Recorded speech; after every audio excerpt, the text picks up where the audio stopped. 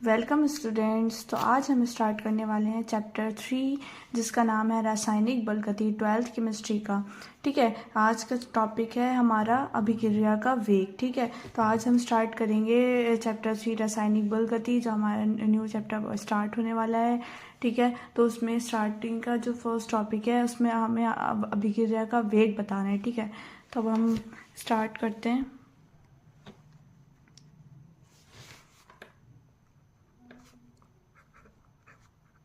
अभिक्रिया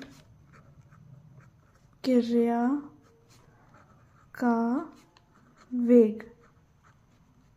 ठीक है, अभिक्रिया का वेग, तो इसकी हमें डेफिनेशन लिखनी है। इसकी डेफिनेशन हमारी क्या हो सकती है कि एकांक समय में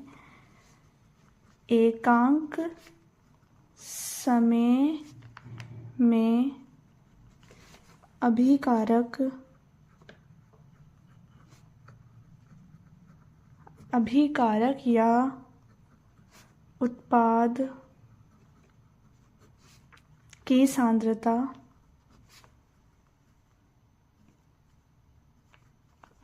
की सांद्रता में होने वाले परिवर्तन को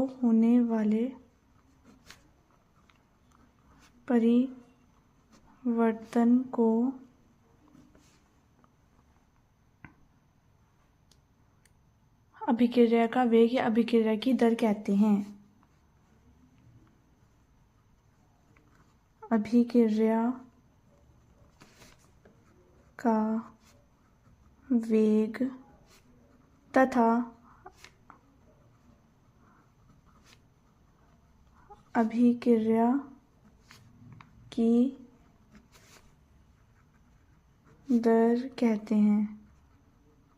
ठीक है, तो ये क्या है हमारी अभिक्रिया के वेग की डेफिनेशन की। एकांक समय में अभिकारक या उत्पाद की सांद्रता में होने वाले परिवर्तन को अभिक्रिया का वेग तथा अभिक्रिया की दर कहते हैं।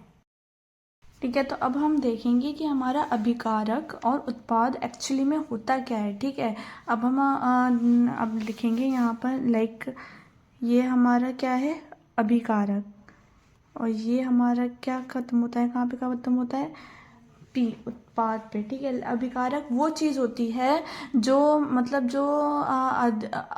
जो पूरी तरीके से बनी नहीं होती है या बहुत मतलब बनने वाली होती है। ठीक है, जैसे ये हमारा वो है, जैसे कोई प्रोडक्ट हम बना रहे हैं वो अभी कंप्लीट नहीं हुआ है। ठीक है, फिर जब वो कंप्लीट हो जाता है तो उसे हम क्या कहते हैं, उत्पाद। ठीक है, तो इसे हम क्या कहेंगे, अभिकारक। ठीक है, इसे हम कहेंगे अभिकारक। ठीक है, और इसे हम क्या कहेंगे, उत्पाद। ठीक है, इसे हम कहेंगे उत्पाद। अब जब अभिकारक में कमी होगी तभी उत्पाद में क्या होगी, वृद्धि होगी। ठीक है, तभी तो हमारा प्रोडक्ट बनेगा। जैसे एकांक समय में अभिकारक उत्पाद की सांद्रता, अब हम इसको जब सांद्रता में जब कोई परिवर्तन होगा तभी तो अभिक्रिया के वेग तथा अभिक्रिया की जो, अब हम इसको अभिक्रिया का वेग भी कह सकते हैं एंड अब हम इसे अभिक्रिया की दर भी कह सकते हैं। ठीक है, जब इसमें क्या होगी, कमी होगी, अभिकारक में कमी होगी तो हमारे उत्पाद में क्या होगी, वृद्धि होगी। ठीक है, हमारे उत्पाद में क्या होगी, वृद्धि होगी। ठीक है, हमारे उत्पाद में ही वृद्धि होगी। ठीक है, अब हम इसका फॉर्मूला देखिए, इसमें कैसे हम लिख सकते हैं। ऐसे हम इसको लिख सकते हैं कि अभिक्रिया का वेग is equals to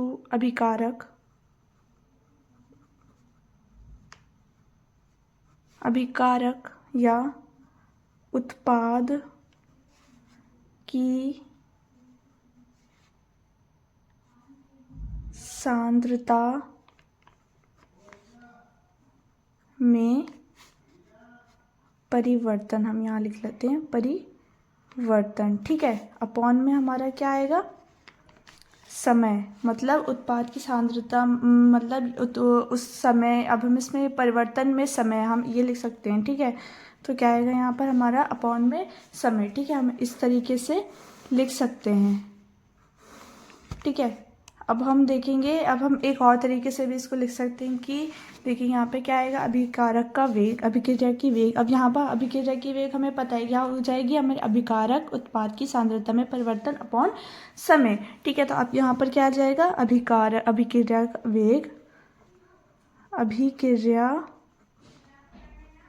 का वेग, ठीक है, अभिक्रिया का वेग इज इक्वल्स टू हमारी किस चीज़ में कमी होगी, अभिकारक में। हमने यहाँ पे आपको बताया कि जब अभिकारक में कमी होगी तभी उत्पाद में वृद्धि होगी। तो अब हम लिखेंगे आर की सांद्रता, आर की सांद्रता में कमी, ठीक है, आर की सांद्रता में कमी अपॉन कमी में लगा समय, ठीक है, कमी में लगा समय।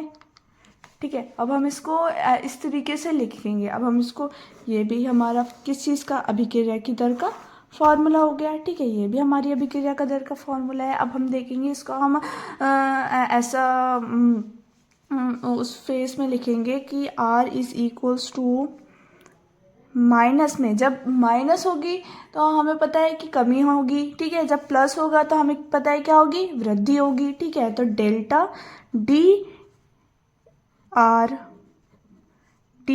अपॉन डी टी, ठीक है, इज इक्वल्स टू, हम इसको डेल्टा आर और डेल्टा टी भी लिख सकते हैं। ठीक है, delta R upon delta T. ठीक है, ये माइनस है तो हमें पता है कि ये किसकी सांद्रता में कमी है। ठीक है, ये हमारा फॉर्मूला किस चीज़ का हो गया, ये भी हमारा अभिक्रिया की वेग का फॉर्मूला हो गया। अब इसमें ये हमें बता रहा है कि इसमें जो है सांद्रता में कमी है, ये सांद्रता की कमी के लिए हमारा फॉर्मूला हो गया। ठीक है, अब हम देखेंगे कि अभिक्रिया की वेग में वृद्धि। ठीक है, अब हम देखेंगे कि उत्पाद में वृद्धि देखेंगे। हमें पता चल गया अभिकारक में की सांद्रता में कमी होगी तो हम ये वाला फॉर्मूला यूज़ करेंगे। अब हमें पता है कि जब उत्पाद में वृद्धि होगी, ठीक है, जब उत्पाद में वृद्धि होगी तो हमने कैसा फॉर्मूला लिखना है।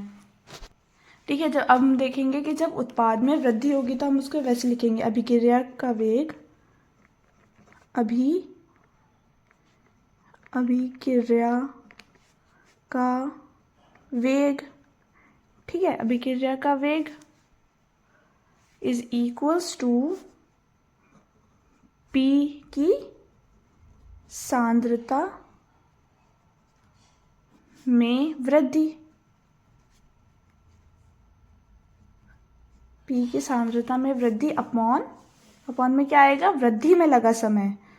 ठीक है, वृद्धि में लगा समय। ठीक है, ये हमारे क्या हो गई, उत्पाद में वृद्धि का फॉर्मूला है हमारा ये। ठीक है, अब हम इसको इस तरीके से लिखेंगे। ठीक है, अब हम देखेंगे कि R is equals to D P, ठीक है, अपॉन में क्या आ जाएगा हमारा डी टी ऑलवेज। ठीक है, अब इसमें क्या लगेगा, हमारा प्लस लगेगा। एज वी नो कि हमें पता है कि ये डेल्टा टी और डेल्टा पी ये वृद्धि के लिए। ठीक है, तो डेल्टा, हम इसको डेल्टा पी भी लिख सकते हैं और डी पी भी लिख सकते हैं। ठीक है, अपॉन डेल्टा टी। तो ये किस चीज़ का फॉर्मूला है, उत्पाद की सांद्रता में वृद्धि का, और ये हमारे टाइम बताता है। तो ये मतलब जितना हमें टाइम लगा है वृद्धि में, ठीक है, जितना भी टाइम लगा है वो ये डेल्टा टी शो करता है, और डेल्टा पी हमारा क्या शो करता है, उत्पाद की सांद्रता में वृद्धि। ठीक है, अब आप लोगों को इतना तो समझ में आ गया होगा। अब हम देखेंगे इसका मात्रक क्या होता है इनका। ठीक है, अभिक्रिया का अब हम लिख लेंगे, हमने न्यूमेरिकल्स भी निकाल लिए। ठीक है, अब हमने देखना है कि इसका मात्रक क्या होता है।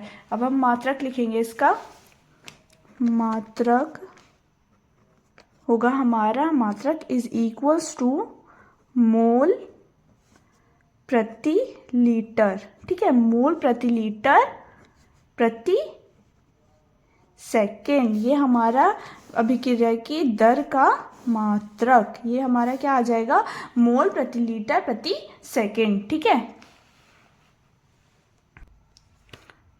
तो बच्चों अब हम देखेंगे कि अभिक्रिया के वेग को प्रभावित करने वाले कारक की अभिक्रिया की दर को कौन कौन सी चीज़ें जो हैं जो उसको प्रभावित करती हैं। ठीक है, तो सबसे पहले जो है अभिक्रिया की वेग को प्रभावित करने वाले कारक में आएगा, सबसे पहले जो आएगा हमारा ताप आएगा। ठीक है, फर्स्ट हमारा क्या आएगा, ताप। ठीक है, फर्स्ट आएगा हमारा ताप। ताप तो क्या होता है, ताप मतलब अभिक्रिया का जो वेग होता है वो बढ़ जाता है। ठीक है, ताप बढ़ाने पर क्या होता है, अभिक्रिया का वेग बढ़ जाता है, तो वही जो है अभिक्रिया के वेग को प्रभावित करता है। ठीक है, तो यही हमारा सबसे पहला क्या आ जाएगा, ताप बढ़ाने पर अभिक्रिया का वेग बढ़ जाता है। ठीक है, अब हम लिखेंगे ताप को बढ़ाने पर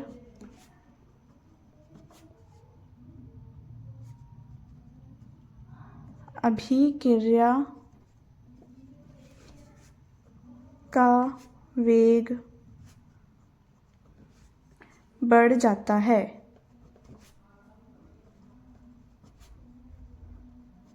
ठीक है, तो इसी में सेकंड हमारा आएगा, सेकंड हमारा आएगा सांद्रता।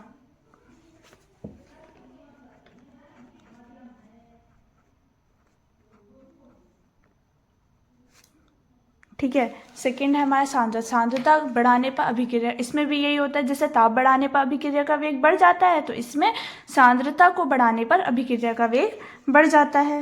लिखेंगे हम सांद्रता को बढ़ाने पर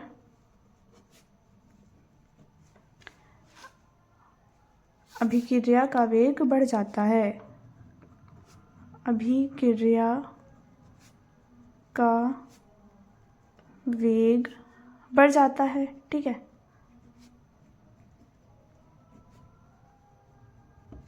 नेक्स्ट है हमारा उत्प्रेरक। थर्ड हमारा क्या हो जाएगा, थर्ड हो जाएगा हमारा उत्प्रेरक। उत्प्रेरक, ठीक है, उत्प्रेरक में हमारे क्या होता है, उत्प्रेरक। ठीक है, उत्प्रेरक में हमारा क्या होता है, उत्प्रेरक की उपस्थिति जो होती है उसमें अभिक्रिया का वेग बढ़ जाता है। ठीक है, तो वो अभिक्रिया के वेग को क्या करते हैं, प्रभावित करते हैं। उत्प्रेरक, उत्प्रेरक की उपस्थिति में अभिक्रिया का वेग क्या हो जाता है, बढ़ जाता है।